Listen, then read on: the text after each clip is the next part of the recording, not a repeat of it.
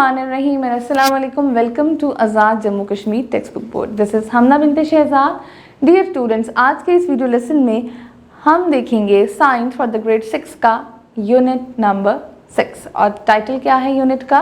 Unit का title हमारे पास है एलिमेंट्स एंड कंपाउंड। अब आज हम लेसन नंबर 2 देखेंगे। लेसन नंबर 2 में हम देखेंगे कि एलिमेंट्स क्या होते हैं। एलिमेंट, जैसे कि हम सब जानते हैं कि एलिमेंट हमारे पास एक मैटर की एक टाइनी पार्टिकल होती है। अगर मैं एलिमेंट की डेफिनेशन के बारे में बात करूं तो एलिमेंट मेरे पास क्या होते हैं, ये किसी भी एटम की आइडेंटिकल जो आपके पास प्रॉपर्टीज होती हैं, इंडिविजुअल प्रॉपर्टीज होती हैं, उसको कहा जाता है। कोई भी सब्सटेंस जिसमें एक एटम होगा वो एलिमेंट कहलाएगा। एलिमेंट्स जो होते हैं हमेशा वो पीरियोडिक टेबल में पाए जाते हैं। उनके सिंबल्स होते हैं।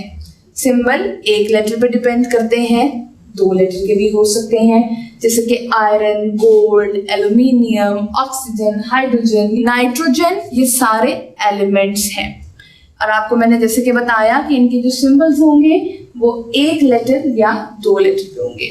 हर एलिमेंट का एक मास नंबर भी होता है जो कि डिफरेंट मास नंबर होता है। लेकिन अब जैसे कि मैंने बताया कि एटम भी होता है। अब एटम क्या है?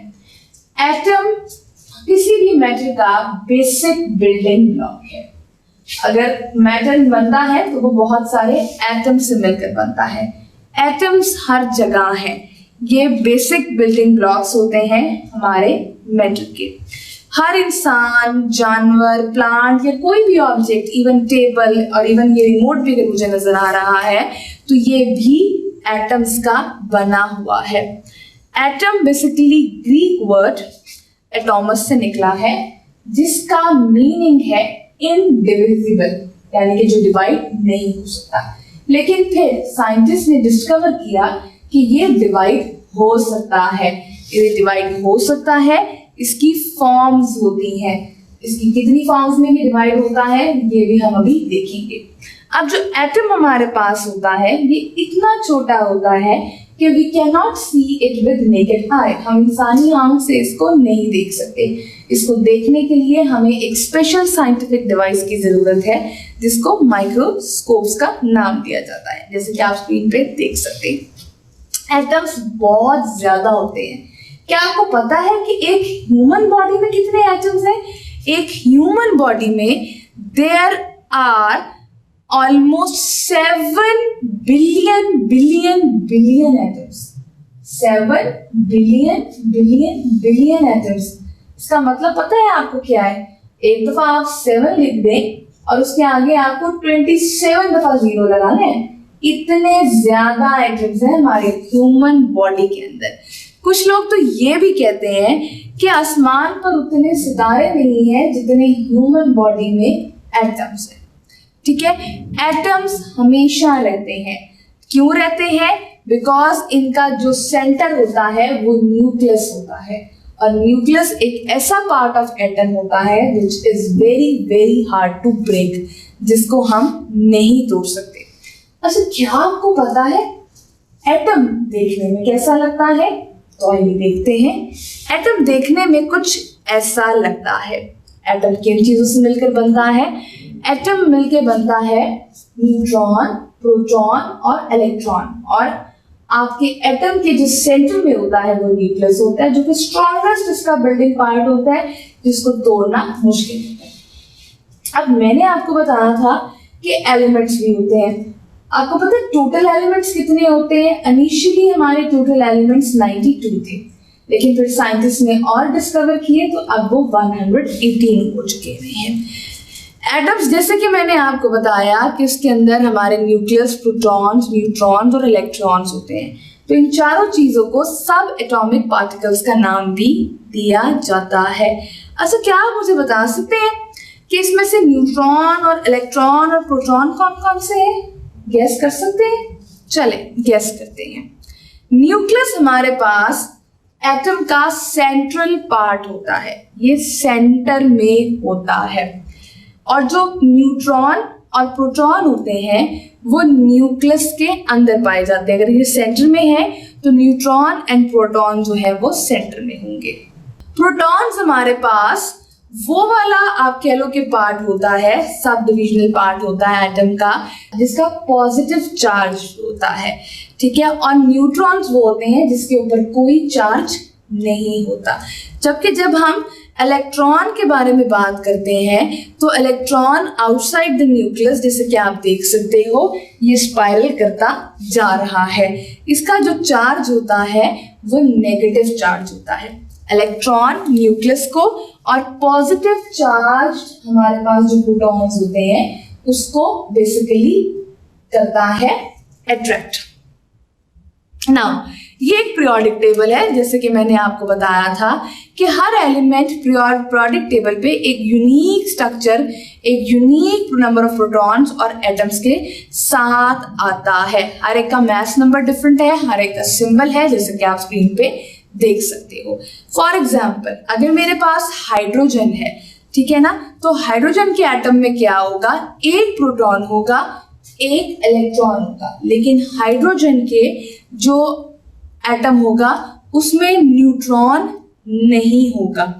इसी तरीके से जब मैं रेडियम के बारे में बात करती हूँ तो उसमें 88 प्रोटॉन्स होते हैं, 138 न्यूट्रॉन्स होते हैं और 88 ही इलेक्ट्रॉन्स होते हैं। अब कुछ हमारे पास एटम्स ऐसे होते हैं जिनमें नंबर ऑफ प्रोटॉन्स और नंबर ऑफ इलेक्ट्रॉन्स बिल्कुल इक्वल होते हैं। इसका मतलब है कि नेगेटिव चार्ज और पॉजिटिव चार्ज आपस में बैलेंस हो जाते हैं। अब आप ये देख सकते हो कि ये कुछ कॉमन एलिमेंट्स हैं और उसके सिंबल्स हैं, जैसे कि हाइड्रोजन का H, हाइड्रोजन आपका लाइटेस्ट एलिमेंट है, हीलियम He नोबल गैस है, लिथियम ये एक मेटालिक एलिमेंट है, बेरिलियम मेटालिक एलिमेंट है Be, बोरॉन आपके पास मेटलॉइड मेटल लाइक एलिमेंट है, 20 का है, कार्बन एक नॉन मेटालिक एलिमेंट है, नाइट्रोजन नॉन मेटालिक एलिमेंट है, N इसका सिंबल है, oxygen non metallic element, O इसका सिंबल है, फ्लोरीन नॉन मेटालिक एलिमेंट है, F इसका सिंबल है, नियॉन Ne नोबल गैस है। अच्छा, अब मॉलिक्यूल्स को समझने से पहले हम हमेशा एक चीज जो हमने समझनी है वो ये समझनी है कि सिर्फ और सिर्फ जो नोबल गैसेस होती हैं उसके एटम्स ही जो हैं वो इंडिपेंडेंटली मूव करते हैं और एग्जिस्ट करते हैं। अब नोबल गैसेस कौन सी हैं?